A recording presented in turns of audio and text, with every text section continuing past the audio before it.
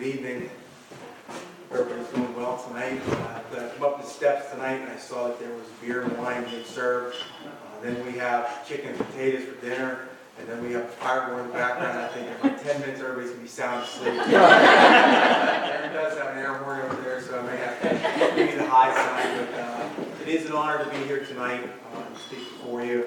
It's funny, as we all came inside, Kelly said, how long do you speak for? Half an hour. And oh my goodness, nobody wants to hear me speak for half an hour. So I do have my speech down to about 15, 20 minutes, but I've tried to intersperse some stories in there. I do want to just thank, we have some of our administrators who came here tonight in support, and I appreciate it. Caroline, Art, and Mike, thank you. Unfortunately, some of these same stories you're going to hear, and obviously my wife is here tonight, and she, as you all know, has heard these stories countless times, so she'll just have to be prepared. So, I just want to start with just talking about my vision as a superintendent of Manheim Central School District and where I think we're going as a district in conjunction with all of our community partners. So one of the things this summer we had a speaker come in. If anybody can't hear me, let me know that. I'll do my best to use my teacher voice. But one of the things we had this summer, we had Michael Stout, superintendent from Central York, come in. It was fascinating to me. He talked about branding. And he said, we're all a brand. When people see you, what do they think of? And so we started thinking about it in terms of what do people think of when they think of Manheim Central. Manheim Central is a brand. So as we started talking about this and really what our brand is as Manheim Central, one of the things that we said was, okay, we're a brand. How do we sell this brand? How do we make it that people are wildly excited about Manheim Central? How do we get it that people are totally on board with what we're doing? And when we think the name Manheim Central, what comes to mind? So see, these are some of the things that we started brainstorming this summer. So as we thought about this brand, we said, hey, look, every good brand has a tagline. So our tagline, after much brainstorming this summer, we came up with was proud to be a Baron. And you'll see I have the lapel pin here. And so what we did, gave all the teachers the lapel pin, proud to be a Baron. But really we want to make this who we are. And the thing I like about proud to be a Baron is that it's open-ended. The proud to be a Baron for me might be different for you. And we all interpret it different ways. But it's that pride that holds us together, that binds us together. And that's really what we want to kind of focus on. So tonight, as the superintendent, as the leader of the district, what I wanted to just share with you is when we look at proud to be a Baron, there's really 4 pillars that stand behind that I see as being proud to be a Baron. So I'm going to share those 4 pillars with you. I feel like Christmas vacation right now because this fire is burning my back. I feel like I'm going to turn around.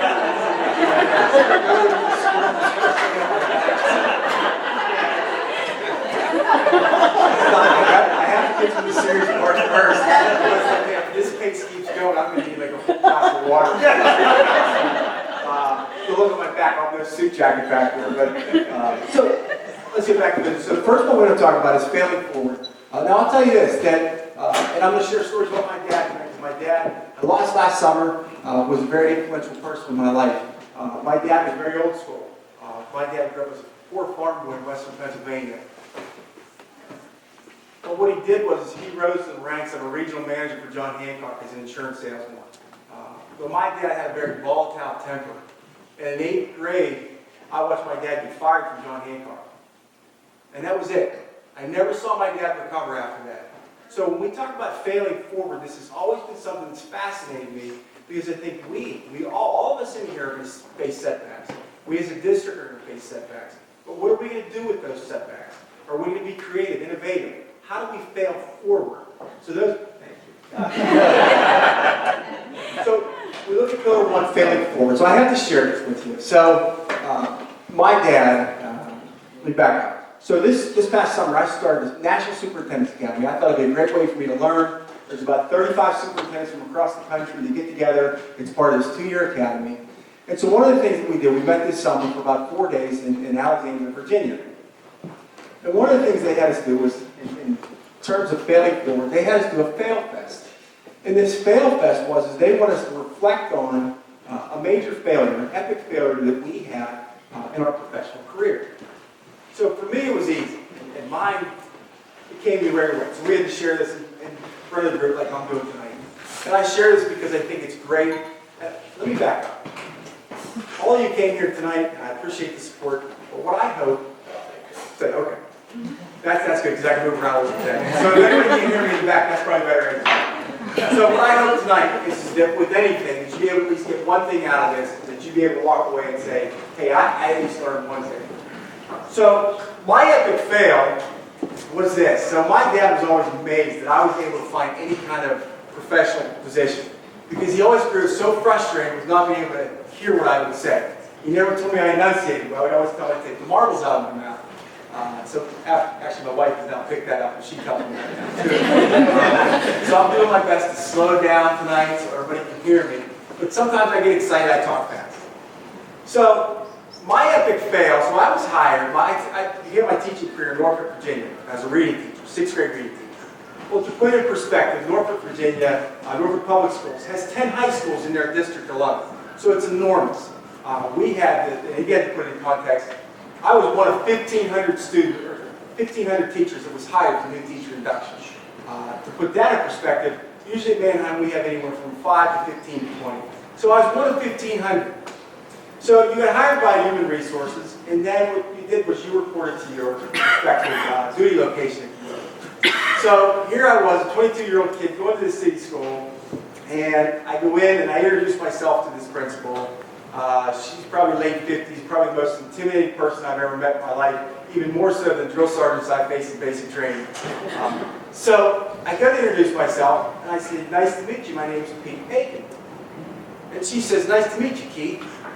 And I thought, okay, maybe she said Keith, I wasn't sure though. So she says, come on, I'll take you, we'll introduce you to the staff, and then we'll take you to your classroom. And I said, great. So as we're walking through the building, she's introducing me to everybody as Keith Aiken. So I thought, all right, what am I going to do? I didn't stalk her now. I'll just go back and I'll reintroduce myself to everybody. Now, I told this story during open day teacher induction. People said, well, why didn't you just tell her that your name was Keith? Well, if I would have done that, this wouldn't be my epic fail right now. So that's the story, right? So, lo and behold, we get to one particular teacher who grew up in the same town as me back in Pittsburgh. But the principal didn't know that. So she introduces me to this lady's name's Karen. She said, Karen, this is one of our new teachers, Keith Aiken. Well, Karen looks at me, and rather than just play along with it, Karen says, did you change your name? So again, here I am, I'm drowning slowly, right? And so I said, well, and so the principal looks at me, and I don't know, she was discussing with me too. She said, what's your name? I said, my name's Pete, but you can call me Keith, I don't mind that. Just tell me your name. And I thought at this point, I should probably just get in the car and go back to Pittsburgh. The worst part is that's not even my fail. So you take this, and she's has these thoughts of me right away. So about a month into school, I'm teaching 6th grade reading. I don't know the first thing how to teach kids how to read. I was a high school English teacher. So one of the things I had read was, hopefully everybody knows what an origami is. Origami is you follow these detailed directions, and then you can build these birds, and it's real fancy, and it's great. It didn't work out that way for me. So, but it said it's great for reading for these kids to learn how to read. So I thought, okay, we'll do this. Well, I should have probably practiced it before we did it. I didn't do it. She comes in to observe me that day, and we decided to do origami. So 30 kids in this class were making these paper balls, because that's what they turn into. And she's sitting back in class and shaking her head. So that, I talked about failing forward. That was a huge lesson in failing forward for me. I had read an article a while back about in 2006. Ed Crumwell was hired to come in and revitalize Disney's Pixar. Disney's Pixar at the time was really failed. So as many businessmen and women we have here, when somebody gets hired to come in and clean up the company, what's the first thing that they do? They get rid of people, right? Well, he came in and he said, we have the talent here. It's the mindset that we need to fix. It's the climate. It was a climate of fear of failure. So we need to change that. So when we look at Manheim, we want to be a district that fails forward.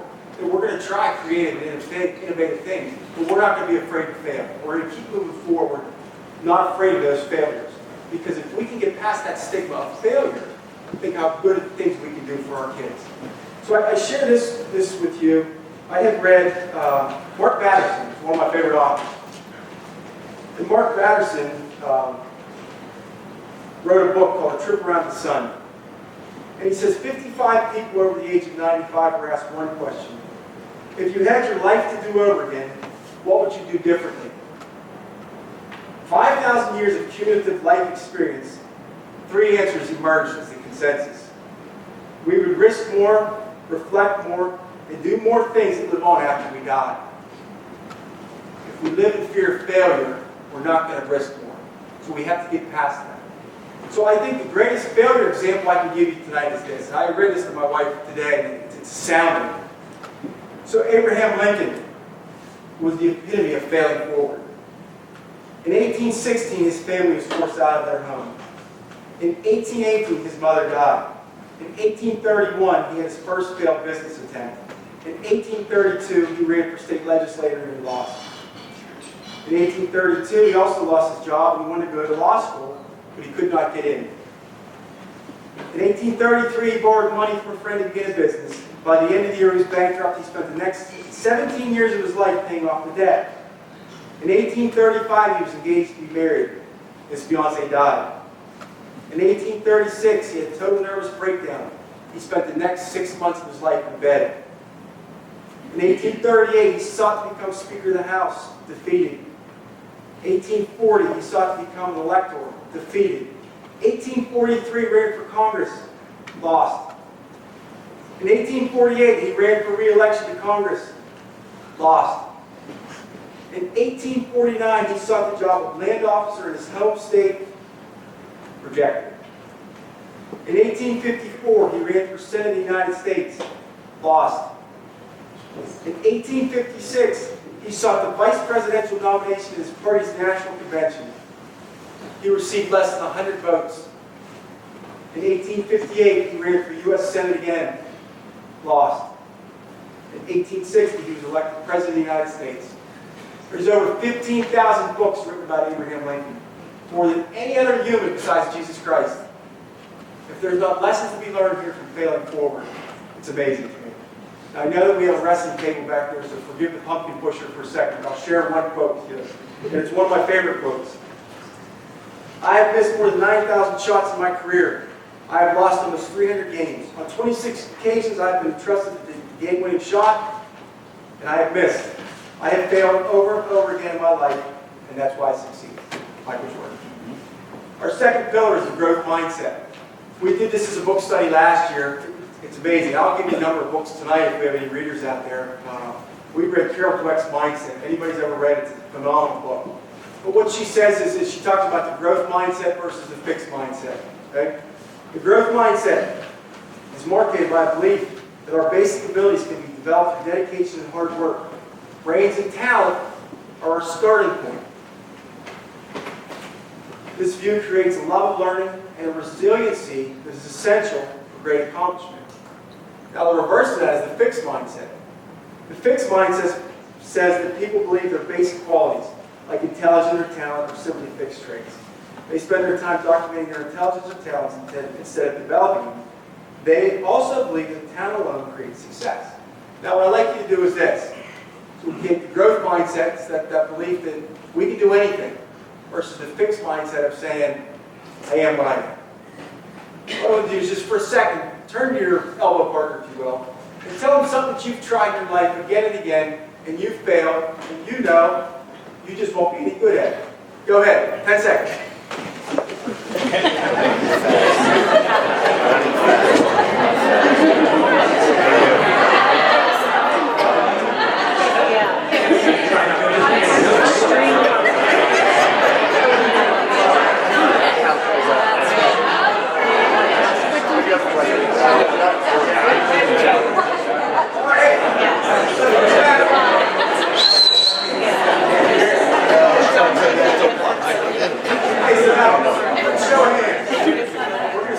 Growth mindset, fixed mindset.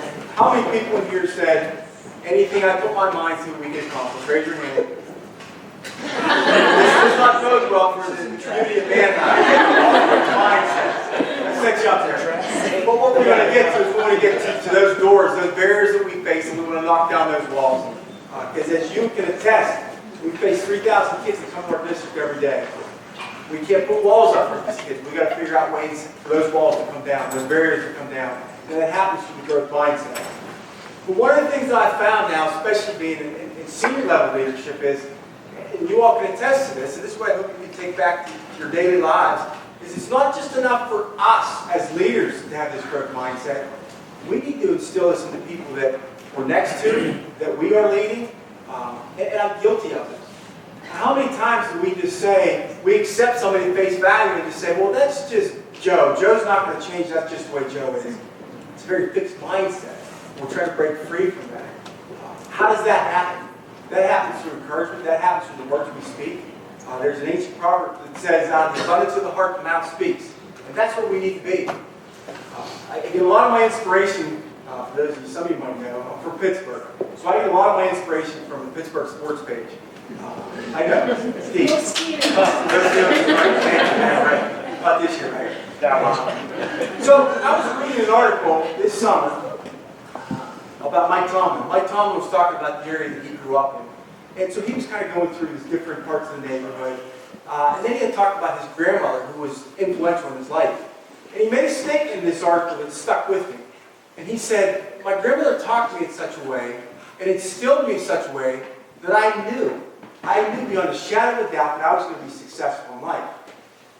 And I thought, wow, how many people do we talk to in our day-to-day interaction, and do we instill that type of hope and that type of faith in them, that they have that belief, they have that growth mindset? So, again, challenging with that. In 2014, Microsoft came under new leadership. One of the first things the new leadership team did was they began reading Carol Dweck's mindset. Since then, they have skyrocketed with their stock, and their whole company has taken off because of the growth mindset. Eternal optimism.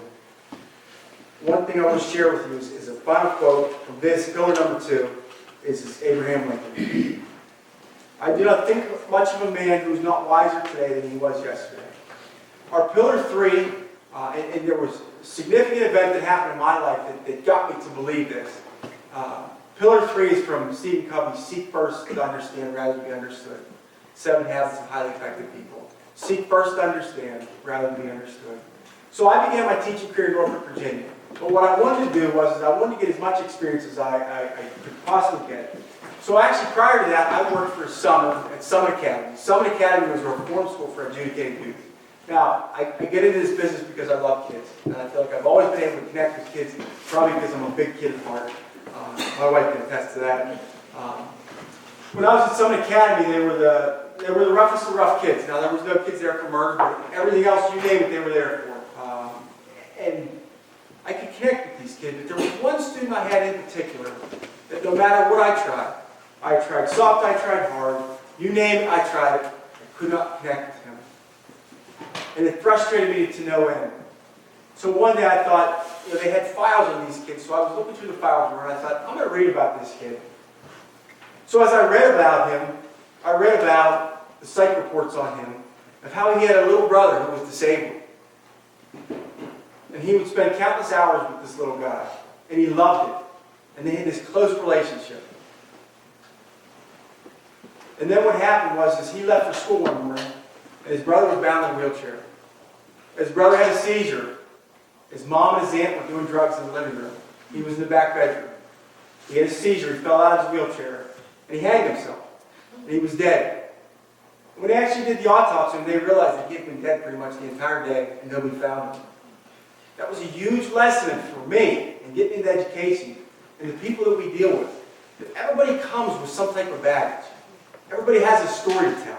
And that was on me to really figure that out. But I learned that early on, and I believe that was divine intervention that I learned that, because I think there's so many life lessons that can be learned from this. So how do we go about seeking first to understand? So we're reading this book now, our leadership team, Fierce Conversations. Again, I think of Lincoln on Leadership, the Bible, these are some of the influential books in my life. This Fierce Conversations has had a profound impact on my life. Essentially what it says is relationships fail one conversation at a time. This most recent chapter was a real conviction for me. Turn back to the Pittsburgh sports page. So I'm reading this summer about James Harrison. James Harrison's a linebacker for the Steelers, but about as old as me. He's 38. And so he was working with a number of the younger linebackers. And he said, he's constantly telling these guys, be where your feet are. Be where your feet are. And if you think about that, let that sink in for a second, to be where your feet are. How many times in our life do we start thinking about all the different things we have to do, all the different places we have to go? For me, it was getting rid of a smartwatch, because what was I constantly doing? I was constantly looking at my watch, looking at my phone. And I thought, how am I supposed to seek first to understand somebody if I'm constantly thinking of other things that are happening? And I think as we seek to understand, seek first to understand, it's to be in the moment, to be where our feet are. So as we look at the pillars that make up Manheim, that's one of them. We want to be where our feet are. We want to seek first to understand that as we approach the 3,000 kids that come through our door every day, we want to understand where they're coming from. We want to be where our feet are. And I love this quote as an English guy. It's from Ernest Hemingway. When people talk, listen completely. I had a superintendent I worked with, Conrad Weiser. It used to really irritate the heck out of me, but probably because the truth hurts. When he would talk to me, and as he would talk to me, I would already be preparing my response of what I wanted to say. And he would stop, and he'd say, stop preparing your response. Just listen to me. And I thought it's so true, because I do that so many times, is I hear a part of it, and then that's it. I got my response ready to go, and I don't hear any of the rest. Because we seek first to understand, to truly listen and engage with people. I think, too, I just read this article this morning. And obviously we're not here for to talk about politics. That's not why I'm here. But you can see how polarizing this has been. And I guess my challenge to us as adults, to all of us, I was talking to kindergarten teachers at HCB last week, and she said she had to have class meetings with the kids because the kids were screaming at each other. I thought, they're looking to us, the adults. How do we get through this? How do we pull through this? How do we as a nation continue to pull together to make us great, right? So I read this quote this morning, and I just thought it was great, so I thought, I'm going to read it to you. A trait we need to seek first to understand, rather than be understood, is empathy. Empathy allows us to bridge the gap between how we see things and how others experience them. Let me read it again. Empathy allows us to bridge the gap between how we see things and how others experience them. Our fourth and final pillar, and it's our most important one, is we want to be relentlessly focused on relationships. To me, relationships are everything. There's a great John Maxwell book I would highly recommend. It says, everyone communicates if you connect. We want to be known as connectors. We want to be known as people that are wildly passionate about people. Because that's what makes this successful. All of us together pulling in the same direction. Do your people know that you care about them? I had somebody challenge me about 2 weeks ago and said, Pete, what is your vision for the district? I said, my vision for Manheim Central School District is plain and simple. I want kids to be wildly excited to come to school each day. 3,000, every one of them, wildly excited to come to school each day. If we can get kids highly engaged, super excited to come each day, then as they come out to the workforce, they'll be productive members of society, which I think the role of education is. This past summer, as you know, we had 11 bomb threats last year. And so we had these news reporters saying, what's the plan? What's Manheim Central's plan? What's your plan to make sure this doesn't happen again? I said, there's no silver bullet. If we get kids, 3,000 students, wildly excited about coming to school each day, the bomb threat's the last thing that they're going to be concerned with. And then the flip side to that is 3,000 kids wildly excited about coming each day, and staff who love to come each day. Staff who love our kids, who are going to care about our kids. If we can accomplish those two things, that's my vision for Manheim Central. I'll leave you with this. So we talked about branding. You all in here, individually, are brand. Or the company you represent are a brand. So what is the legacy that you're leaving? I shared this with our leadership team last week. Dr. Hatton last year came out to my dad's funeral. And so we're standing in the line. He's waiting to pay respects to my dad. And he says, you know, we're all standing in line. Some of us just move faster to the front of the line than others.